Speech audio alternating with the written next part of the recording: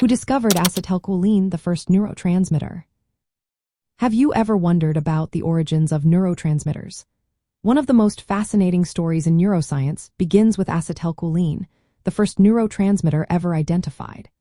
The journey starts in 1914 when a scientist named Henry Hallett made a significant discovery. He found that acetylcholine could mimic the effects of nerve stimulation in the body.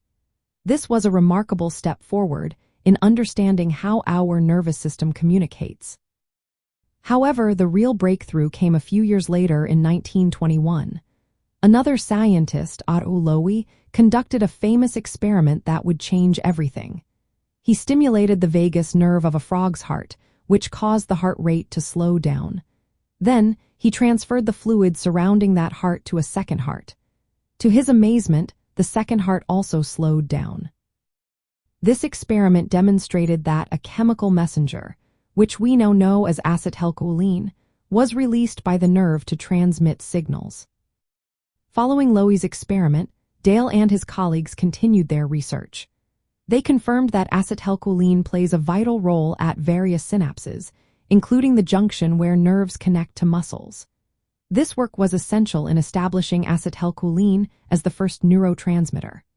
Both Dale and Loewi were awarded the Nobel Prize in Physiology or Medicine in 1936 for their contributions. From the perspective of neurotechnology, understanding acetylcholine's discovery is fundamental. It marked the first clear demonstration of chemical synaptic transmission. This process is how neurons communicate using chemical messengers instead of electrical signals. This knowledge is the foundation for modern neurotechnology approaches. Researchers now target neurotransmitter systems for therapeutic interventions, brain-machine interfaces, and neuromodulation techniques.